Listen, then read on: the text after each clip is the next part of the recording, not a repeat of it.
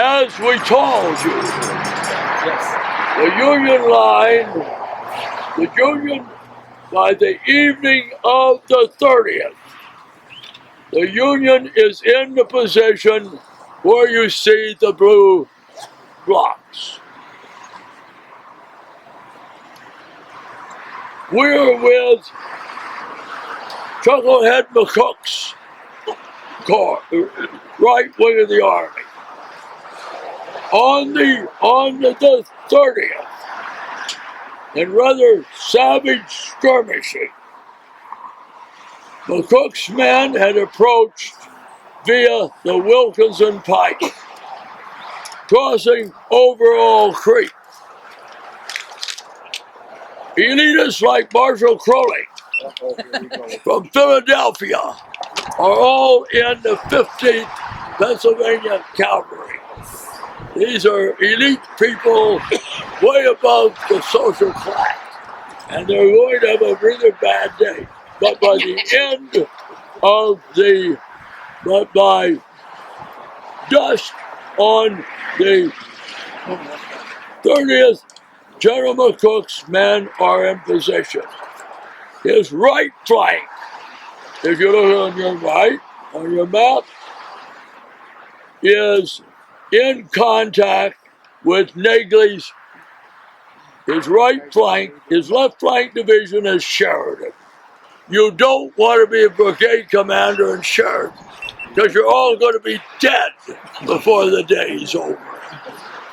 So Sheridan puts his 3 brigades, he anchors them on the Wilkinson Turnpike, and he's in contact with Negley's right flank brigade. Negley belongs to General Thomas's center wing. The center wing only has 2 divisions here.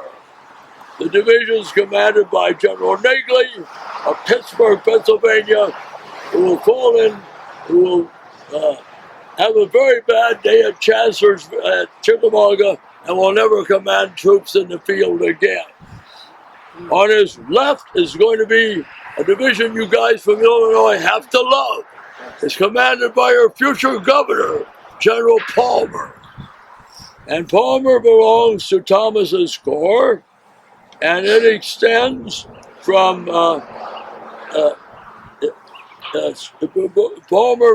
Palmer belongs to Crittenden's corps, and Negley ties in with Palmer. Palmer is the left wing of the Army, and he has Palmer, Wood, and Van Cleve. Van Cleve's left is anchored on the area of McFadden Ford. Rosecrans' plan meets. His plan is at 7 a.m. tomorrow morning, we're going to attack the enemy. St. Clair Morton's brigade of pioneers, with which the Chicago Border Trade Battery is a member. Since all you people, men from Chicago, belong to the Chicago Border Trade, your eyes have all laid up, because that means you're an elitist, got a lot of money. And they sponsored the battle.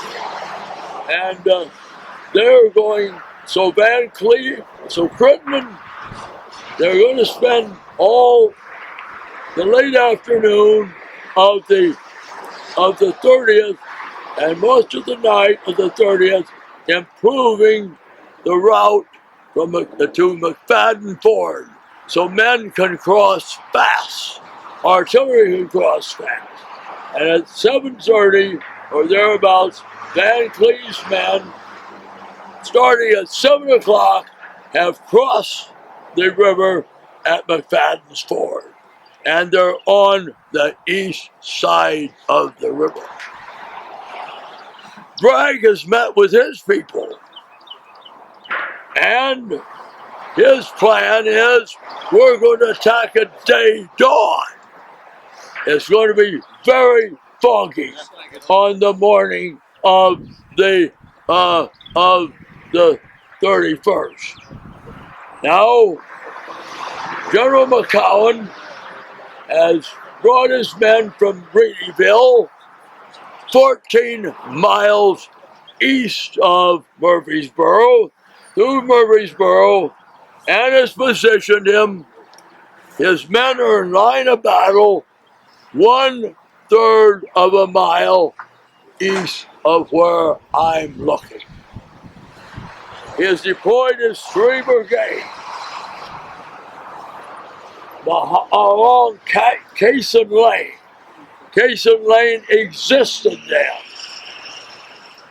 During the night of the evening of the 30th, Pat Claiborne takes his division from the east side of Stones River, where he's in support of Breckinridge's division, and marched them through the streets of Murfreesboro and out the Franklin Road, and he deploys his division 400 yards in rear of McCowan. And there, McCowan is to step off at day dawn, which would be somewhere between 5:30 and 6 o'clock, roughly an hour and a half before the Federals. Once McCowan and Claiborne have fallen on the Union right, the attack will be taken up by the Withers' 2 brigades on the left, supported by Cheatham. Now, Withers and Cheatham have been in position since the 29th. They're under Polk's corps, and they extend from the Wilkinson Pike over to Stones River, near a ford, where one of Wood's men had crossed on the 29th and not remained.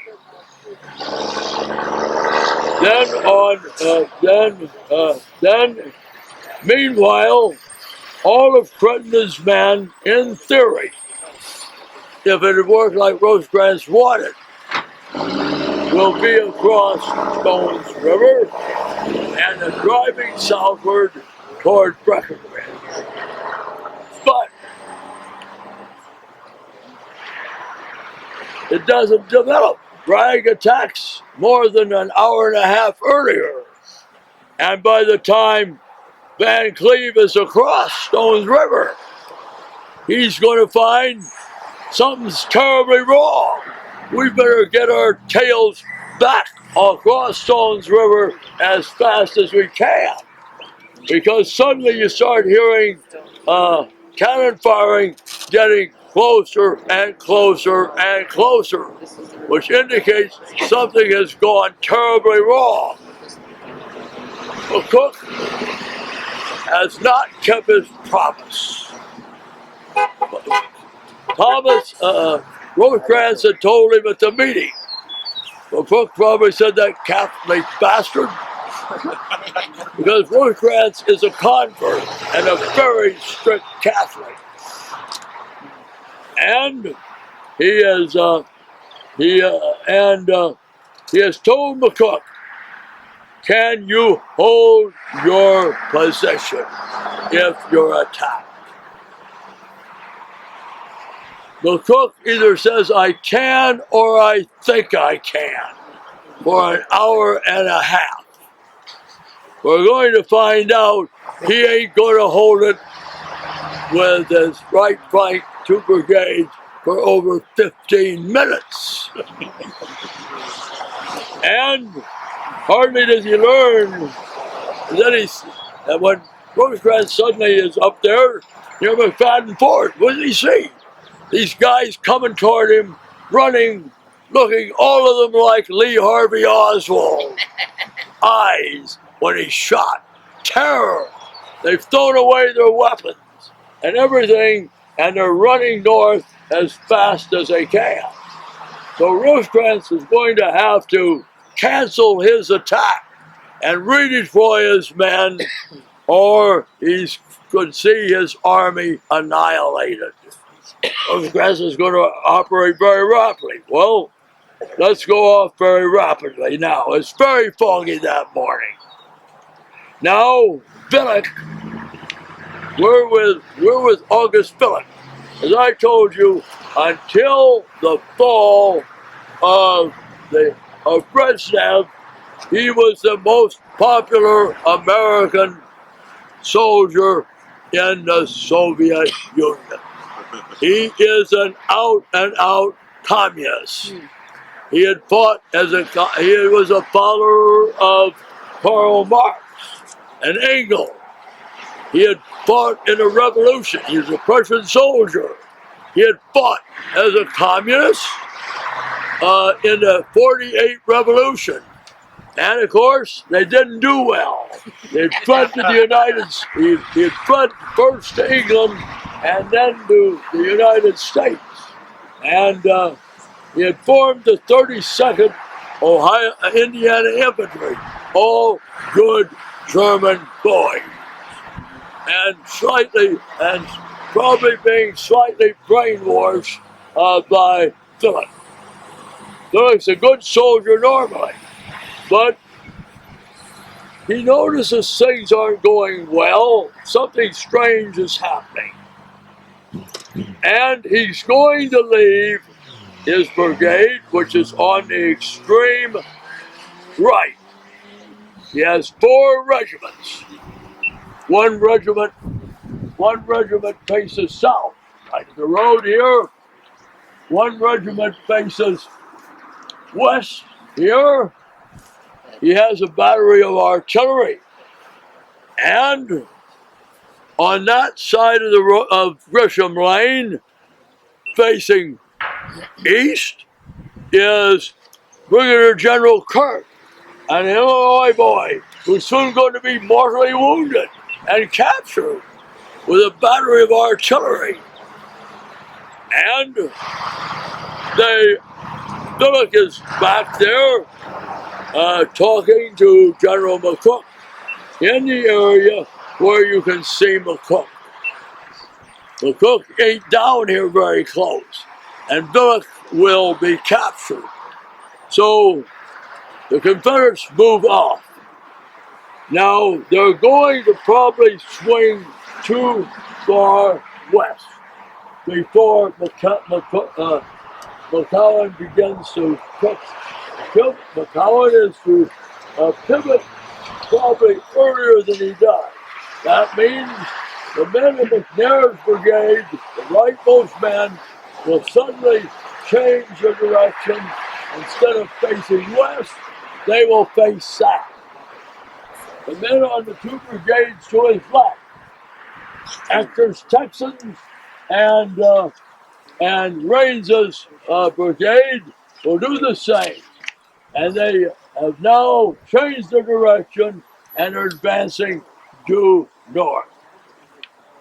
But they changed a little too early because Claiborne is right behind them. And Claiborne's men will be moving in here. They say in the fog they look like they're 10 feet tall. Confederates, till they're very close, don't do any rebel yelling. They have caught them with their pants down. The Edgerton has sent his horses to the rear to water. There's a water horde in this area right where we are.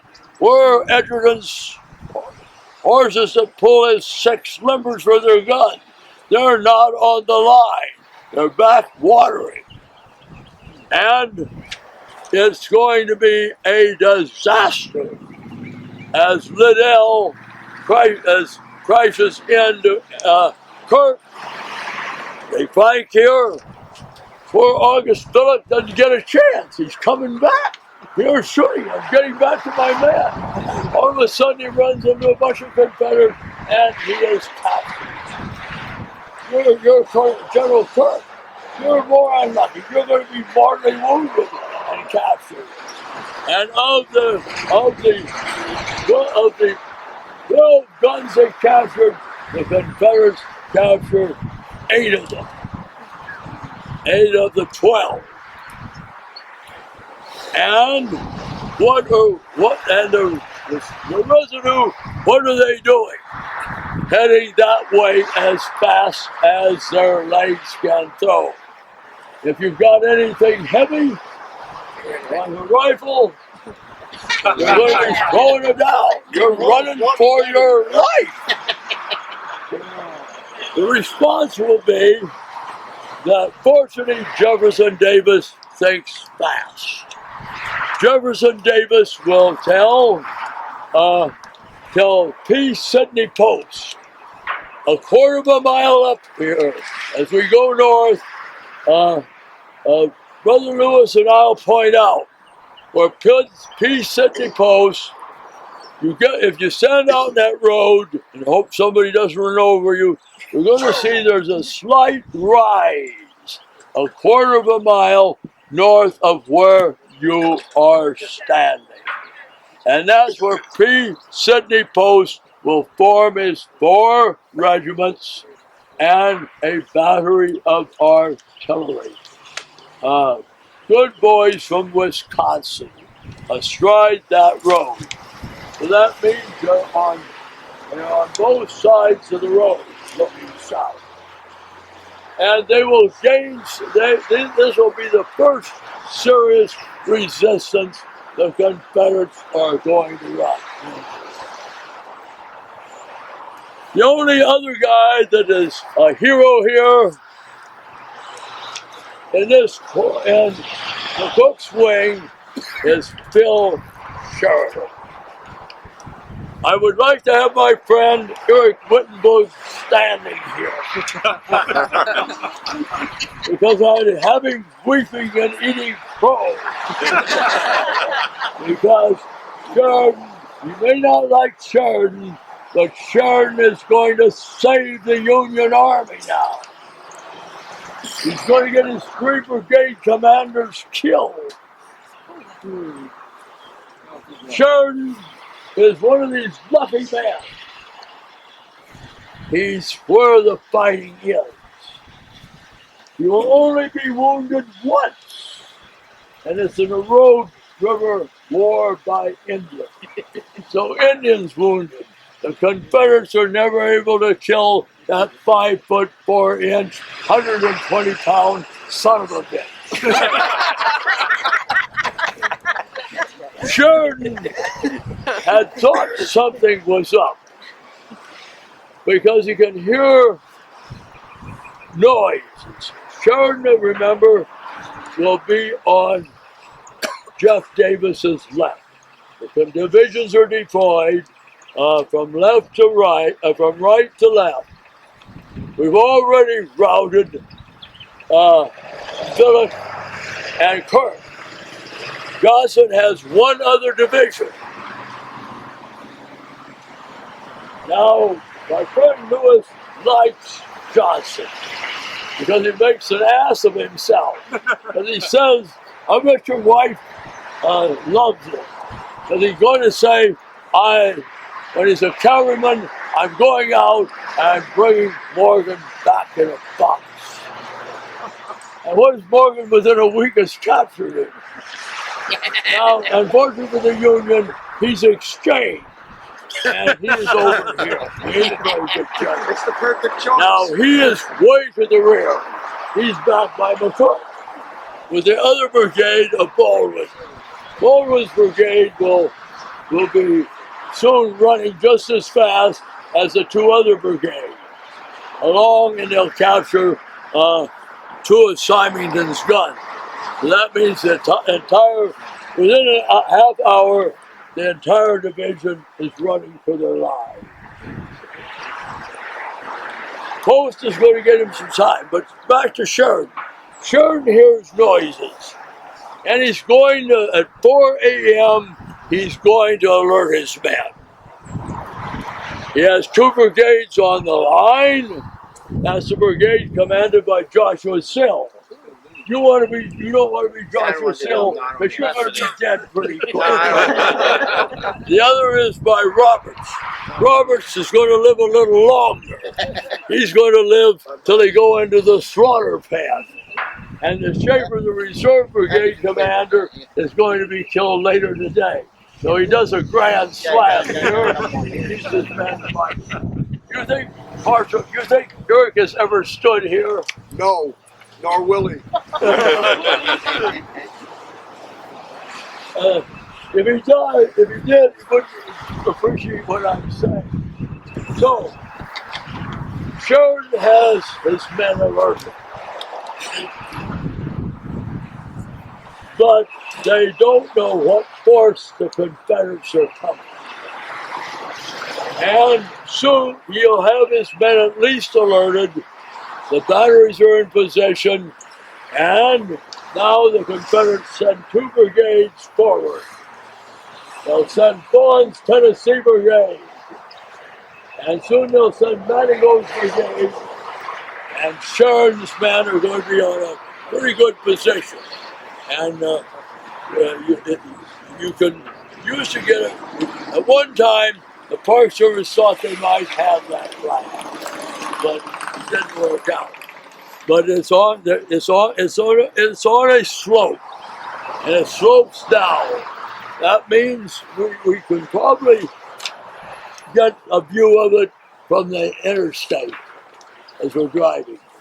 It's a good position, and they have to charge uphill, and Sheridan weathers the first attack. Sill will have a lot of bad luck. First, he's going to be killed in that area. We're going to send his body to the rear to the Gresham house, and the Confederates say, "Why are we carrying this dead man around? We can't run very fast." So what do? They leave him at the Gresham house, and some other guys find him, and he's been dead for probably an hour already. They don't go feeling his pulse. They don't feel for life sign, but he's been dead for 2 hours when some other troops find him and say, "We found his body and he got killed up by the Gresham house." So, but Sheridan will do some fighting, and what we're going to do when we leave here, we're going to go now to the reception point. Then we will go. We'll follow going to the slaughter pen. Is that going to be our next? What's our next? The next stop will be for. Where's going to be our next fighting stop?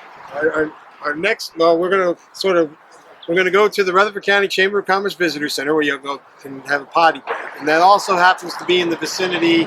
We're going to sort of put the Battle of Stones River aside for just a second, although we can talk about what happens there. But that's also in the vicinity of where the heavy fighting of the Battle of the Cedars, the last battle of Murfreesboro, took place. Some of you had asked some questions about that, so there we can talk a little bit about that. Then we're actually going to get on the Wilkinson Pike. We will kind of pass along the bottom end of the slaughter pen.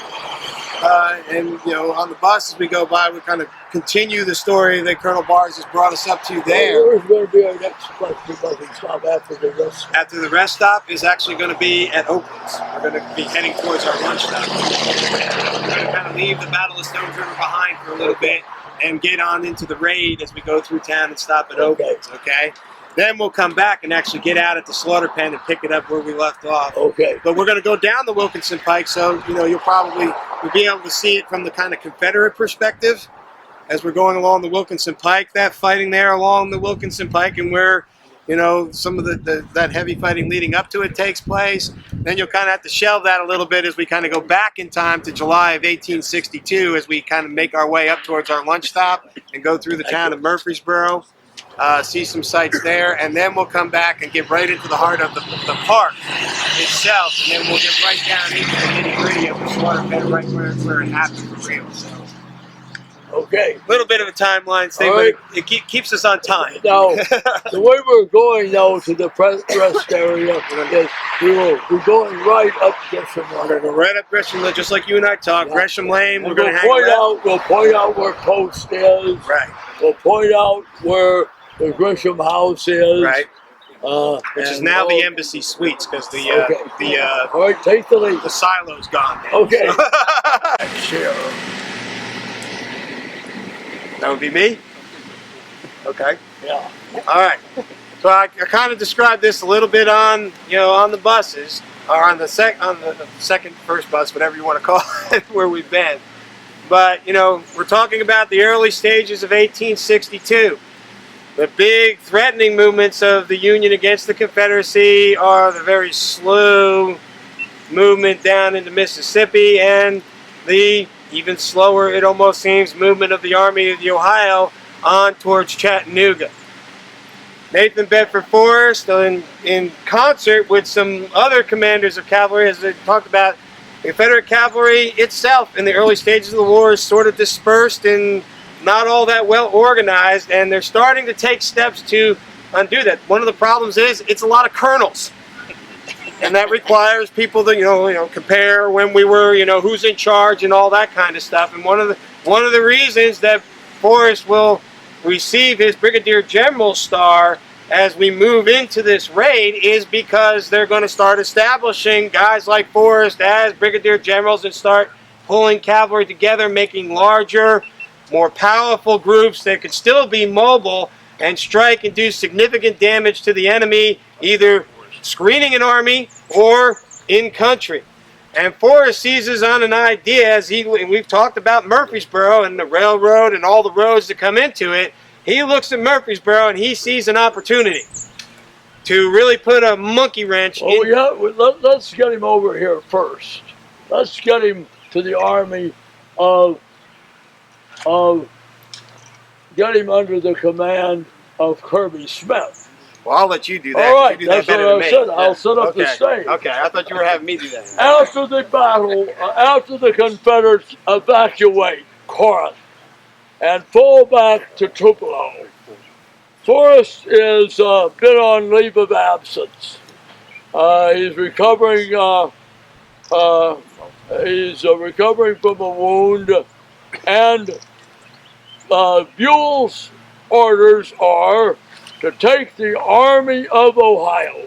Now, Halleck has 100,000 men at Corinth, and he's going to break up the army.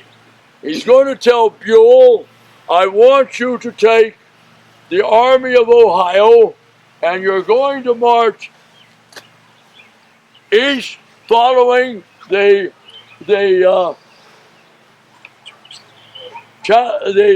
Memphis and Charleston Railroad. You are going to Chattanooga. The Union have already occupied Memphis, so General Sherman, you're going over to Memphis. General Grant, you're going to take command of the Jackson, Tennessee. Now, as the Union advances on Chattanooga, the Union Confederate force there is commanded by Brigadier General John Adams, one of the men who will lie on the porch at Carton, and he ain't doing good. This area is commanded by E. Kirby Smith. He commands the Department of Kentucky. His headquarters are up in Knoxville, and Smith and Adams is not doing a good job. And Negley brushes him one side, and Negley's men arrive near Chattanooga, and in late June, Bragg becomes very concerned because Bragg is now thinking of transferring his army from Tupelo, Mississippi, by using the rail system by way of Mobile to Chattanooga. And they need somebody to replace Adams. Adams' brigade is poorly disciplined. It's a cavalry brigade. They have Kirby Smith has lost all confidence in him, and he's going to ask Bragg, since they're going to cooperate, he's going to ask, why don't you send why don't you give Forrest a chance to become a brigadier general? And Forrest is ordered to go to Chattanooga. He only takes his staff and his escort with him. Now, Forrest's escort has nobody that plays a banjo. They have nobody that can organize charades. They like to kill men. They're armed with 2 pistols. Even meaner than Forrest is Brother Bill. That's supposed to be the only man that Forrest is scared of is Brother Bill. And he takes Morton, and they go to Chattanooga. And he's taking over this brigade of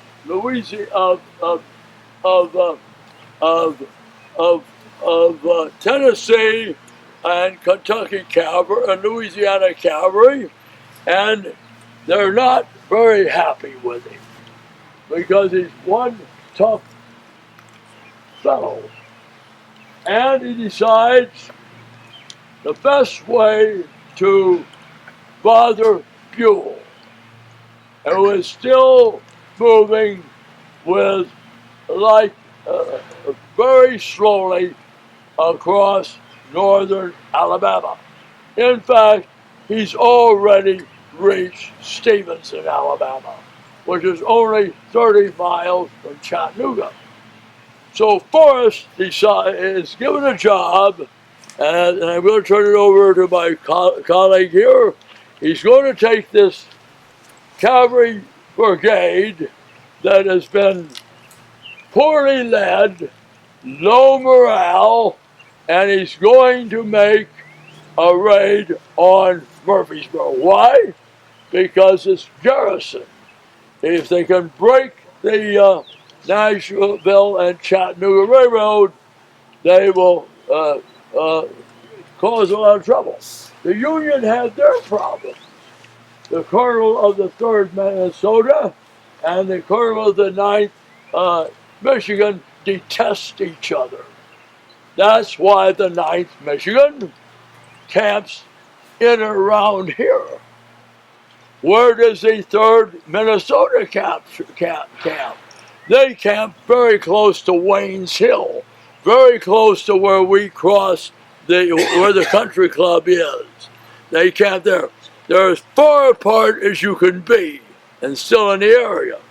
So they're going to send Colonel Crittenden in here to take over.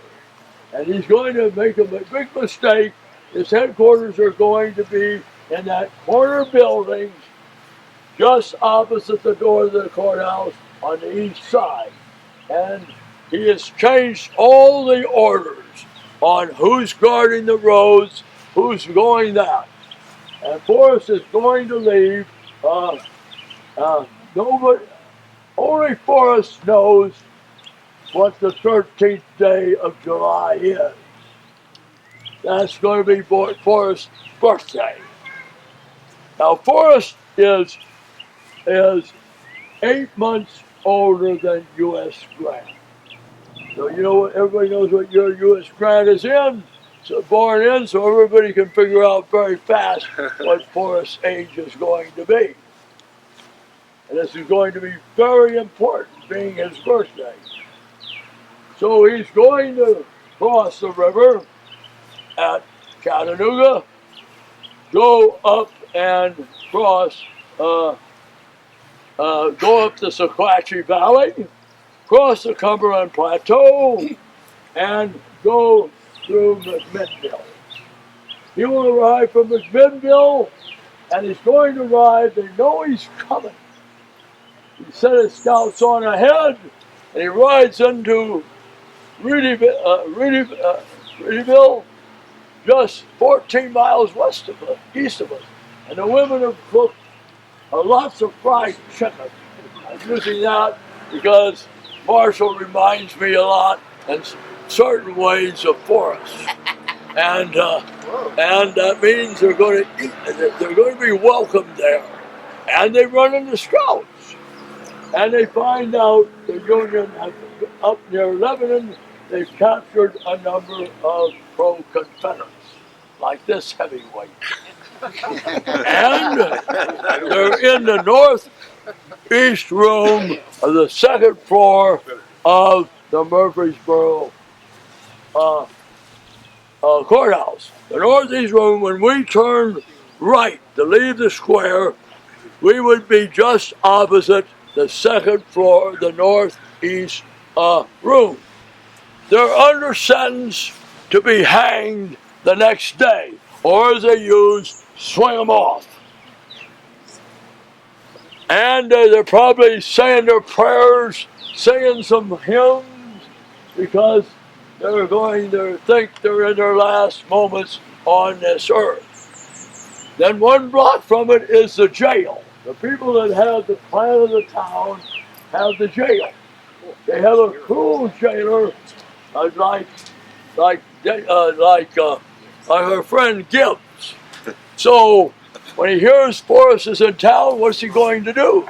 The first thing he's going to do is set fire to the jail without unlocking the cage they're locked up in. Now when Forrest comes into town, and then we're going to turn it over to my friend Jim, he's going to send Wharton with his cavalry.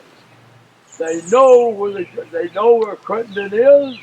They know where the camps of the Michiganders are. They know where the camps of the Minnesotans are. They know that the battery is with the Minnesotans. They're 3 miles apart. So the first thing Forrest is going to tell Wharton, I want you to head for the courthouse as fast as you can. Seize the courthouse. Get those 4 people, keep them from being swung off. Let them out of jail. Capture the courthouse. We have the 17th Pennsylvania Cavalry has a detachment here. We have the 9th Michigan here, and a group of and we're going to send a bunch of our men up here because they're sleeping. It's around 4 in the morning. So one group is going there, another group is going after the guys in the 1st and the 3rd Michigan. So take it over. Okay. And I'll start. One of the better accounts of this action comes from a member of the 9th Minnesota Infantry, Sergeant Charles Bennett. And he talks about that morning, getting up early in the morning, looking down the line of tents that were nicely shaded by the trees growing along the avenue, the driveway of the Mannies, which, as I explained to the first bus, actually goes all the way out to Main Street. And going off back to the spring to get some water before he would take care of his job to begin rousing the men to get ready for what was promising to be another rather boring, dull morning here in Murfreesboro, but in really nice confines, so why sweat it, right? Then he hears a couple of gunshots, probably where the cavalry detachment has being overrun fairly quickly by the Confederate cavalry beginning to pound into town. And then soon they begin to hear the thunder of the footsteps, and he begins running from tent to tent, shouting, "There's something up, there's something up," and the bugler starts to take up the call. And the boys begin to form into a line and begin heading towards Main Street because that's where the ruckus seems to be coming from. And as Colonel Barr said, Forrest is using the mobility of his cavalry to be many places at once, to really make a very already set up to be confused situation with large groups of men separated and unable to cooperate with each other, even more confused by essentially almost trying to hit them simultaneously. Now initially, Sergeant Bennett and his description of the fight as they move up there to a widow's house on the left side of the avenue over there, Widow Lewis, they get inside that house and they start knocking out chinks in the logs to make themselves a little blockhouse just as Mrs. Widow Lewis is flying out the other side, heading the other way. And they set up there in the corner pretty good for a while and hold the Forrest troopers at bay. In fact, Bennett is so excited about all this stuff, he even notes that he forgot to load his weapon for the first 10 or 15 minutes until finally a ball struck him in the breastplate on his belt, holding his cartridge box, and kind of got him back into reality and started to fight. He also noted, we heard this before, most of the Confederates charging in here are armed with shotguns, which, you know, when they get up good close and personal, that's a darn good weapon to have when they're firing away. But when the boys are inside of a little house firing out through the windows and chinks in the logs, that's not going to work too good. Other troopers are heading on down into Murfreesboro, where Captain O.C. Rounds and a small detachment, he's the provost of the town, are all walled up inside the courthouse. And even more fellas keep on going down and begin to threaten the camps of the 3rd Minnesota. Colonel Lester, he initially begins to think along the lines of sending out his troops and begins organizing them to begin moving out and engage the enemy in his front, and maybe even head towards the sound of fire that seems to be coming from Murfreesboro. But as he moves out and gets engaged, Forrest will do it again. He'll leave a small line of men to hold Lester and the 3rd Minnesota in place, while he sends other wrapping around and ride right through the camps of the 3rd Minnesota. Once word of that reaches Lester, he loses his nerve, he pulls back into those camps, and he pretty much sets up for a defensive fight.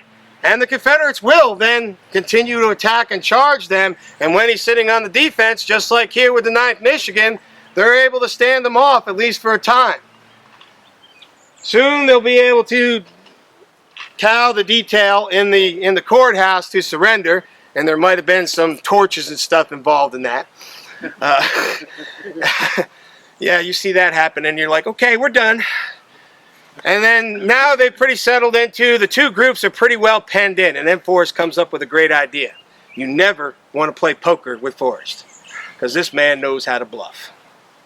He sort of got him bottled up, but he is not really, you know, it doesn't seem like we're going to be able to take it to either one of these groups. 9th Michigan's been driven back off of Main Street, but they're still holding their ground. And the 3rd Minnesota, they've kind of given up the ghost of coming to the aid of Murfreesboro, but they got cannons too. And there ain't no also point out, Forrest can't be in 3 places at the same time. He also can't do that. He can't be at the courthouse, he can't be here, and he can't be at the camp of the 3rd Minnesota. Correct. He'll move back and forth when he finds the attacks are not going well. Right. And a number of his officers are going to say, let's get out of here. And Forrest is going to tell them one of his famous statements, I didn't come for a half a loaf. I came from the whole loaf. And he will ultimately and get he got the whole loaf. Basically, separately, he will send parlays to Lieutenant Colonel Charles Parkhurst, who is taking command of the 9th Michigan. There, Colonel Duffield has been wounded in the fight and is actually lying in the parlor of the home here behind you. And send a messenger to Colonel Lester with a threat that he will make time and time again when he gets himself in a good position, or even one that sort of looks that good. 2 colonels don't speak to each other. No, not at all. And Parkhurst don't like him very much either. But he will tell each of them basically, surrender your commands. I've got you where I want you, or I'm going to kill y'all. And he'll use this to very good effect time and time again. Does he really have them all? Probably not. But already by the use of, the mobility of his cavalry to, even though he himself cannot be 3 places at once, anybody receiving information or reports coming, flitting about through the Murfreesboro area has got to wonder, where in the heck is he, and where is he? It seems like, and one of the amazing things he'll do is when Colonel Lester starts to consider surrender, he wants to try to confer with Colonel Duffield. So Forrest says, yeah, we'll do that. And he lets him ride through town. Now, what would you do if you were Forrest and you wanted to make your little group of a couple of cavalry regiments look a whole lot bigger? As we start going through town there and looking through the side roads, there goes a group of cavalry riding this way, and then there goes another one riding that way. Don't look too close, though. Same guy. It's the same guys. But as he's going through, he's like, oh, crud. Oh, crud. Oh, crud. And that does it. I mean, he's going to give up the ghost. Lester, again, do not play poker with Forrest. Because initially, with good, sound tactical judgment, a good plan in place, and at least initially, until it bogs down, execution of that plan to hit the enemy every place so that they can't, even if they wanted to or tried to, support one another. He isolates them all, and then by using a good little bit of bluff and chicanery, gets to bag the whole bunch. Now, Sergeant Bennett ain't too happy about this. Because when these boys finally surrender, and they find out that Lester has surrendered, then the 9th Michigan surrenders as well. And that surrender will take place right here behind you. And the whole garrison of Murfreesboro is gone. Now, the 3rd Minnesota, they'll head on back to Minnesota. Their task for the remainder of the war is fighting Native Americans. 9th Michigan will be paroled, and will sit in camps at Edgefield across the river from Nashville until they are, they get word of their exchange and will rejoin the Army as General Thomas's headquarters guard. Now, as they left Murfreesboro, this was a kind of a quiet time in Murfreesboro. They thought they were getting along pretty nicely with the people here in Murfreesboro. Duffield will become provost marshal. Yes. And where will he be on the 31st day of the year?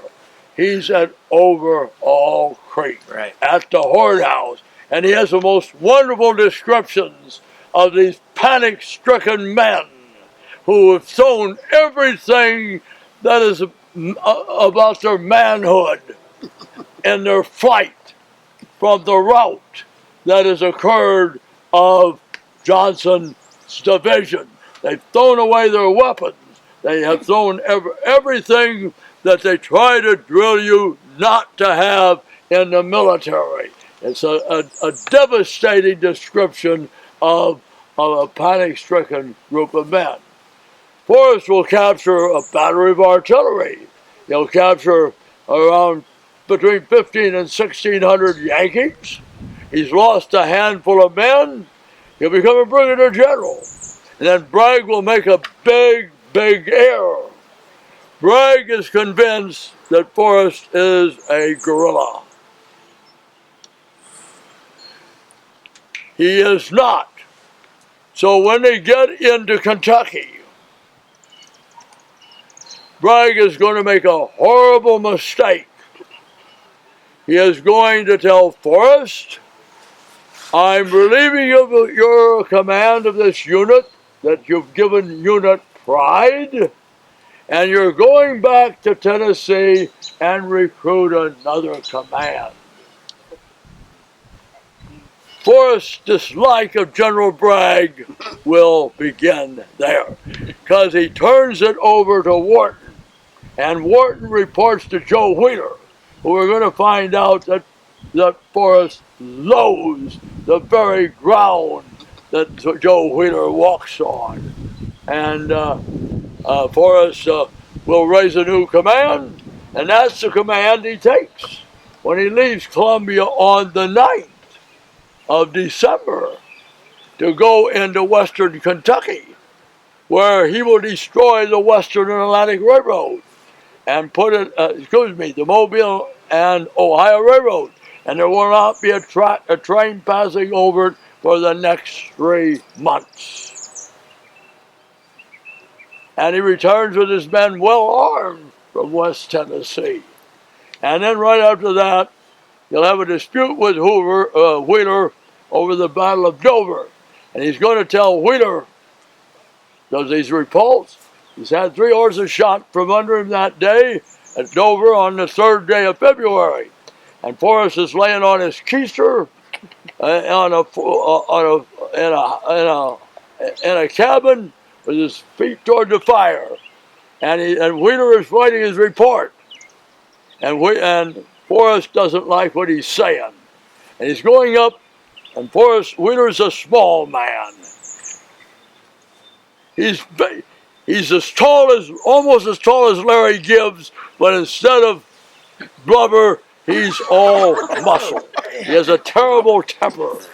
And he's going to tell What the heck Wheeler, have you been doing on that bus, man? before I serve under you again, I will be in my coffin. And he'll never serve under Wheeler again. No, in fact, he won't. You don't want to deal with him. Now, I like these people that say, what he would have done with Robert E. Lee. He'd have done the same thing. He'd had the same opinion. He would have had the same opinion of Robert E. Lee, maybe not the same as he does of Bragg. Eventually, he will get a divorce by Bragg, because Bragg is going to relieve him of another command. And then he's going to send his Forrest men with Wheeler on a raid. And Forrest comes back and finds from his leave, finds his men are taken off by Wheeler raid. He'll go into Bragg's headquarters, accompanied by one man, and confront Bragg. Now Bragg would be a 97-pound weakling that used to be in the Charles Atlas Admiral. And he tells General Bragg, you have relieved me twice of my command. You have humiliated me. General Bragg, you're a scoundrel.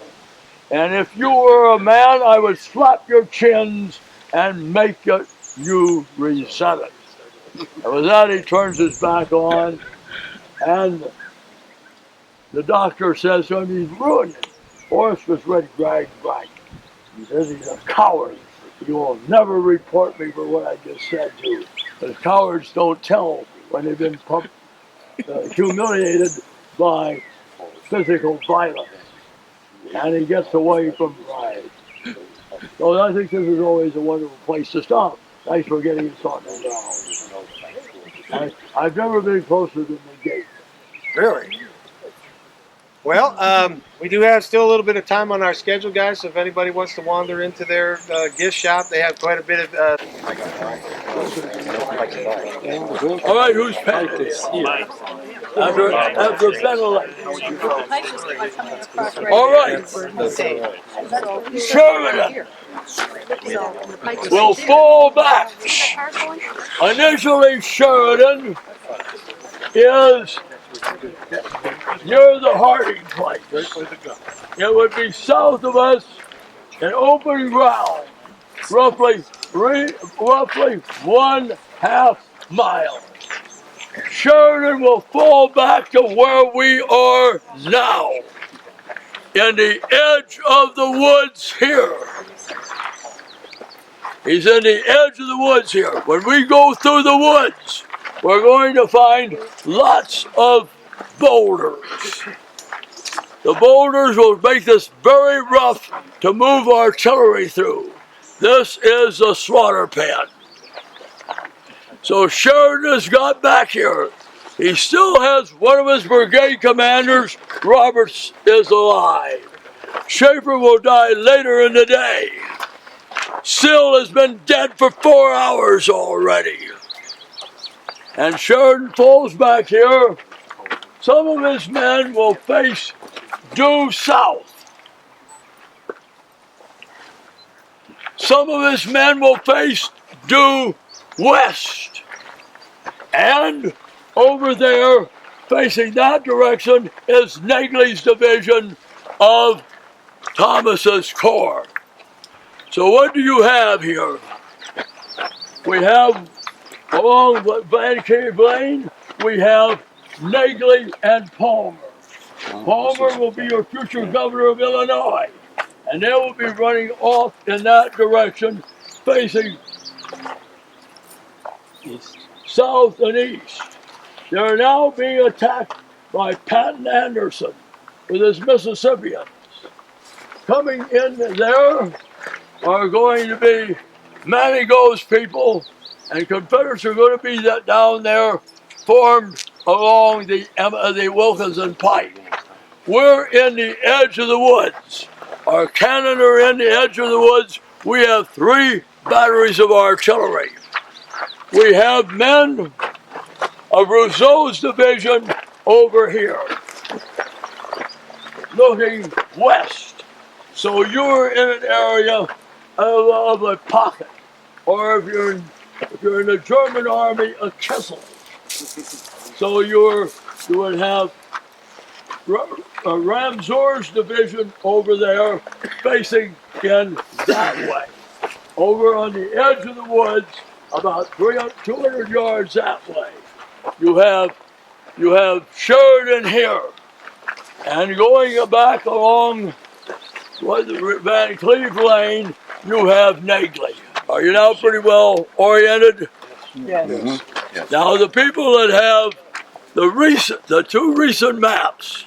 Now the earlier blue and gray map is 40 years old.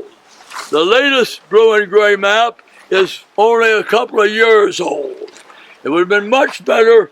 It would have been much better if your manager, your leaders had given you this map in. I'm betting a little bit here. If they'd given you this map, and I wouldn't have had to waste 15 minutes orienting you. Thank you. Sure. This man read the news. All right. So you now have the Union position here, and you better hold because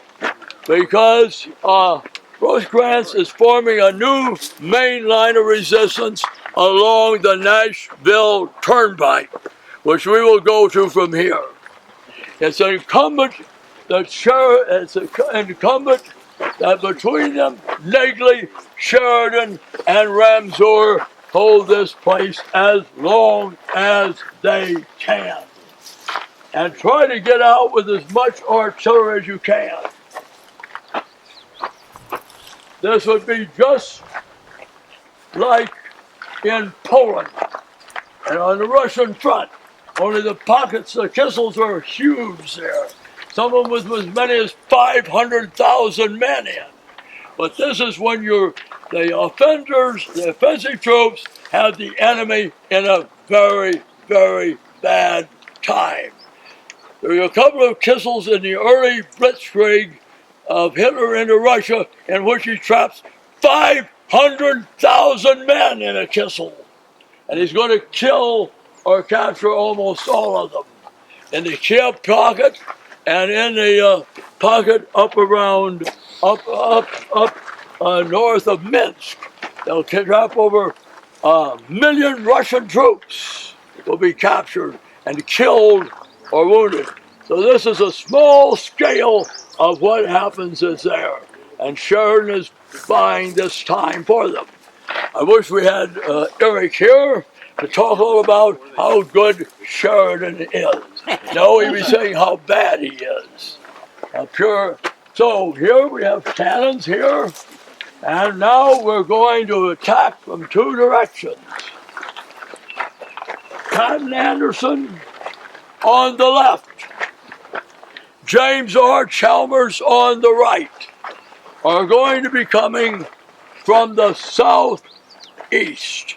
They're going to be attacking against where you have Negley, where you have Palmer, and some of Negley's people. You're going to have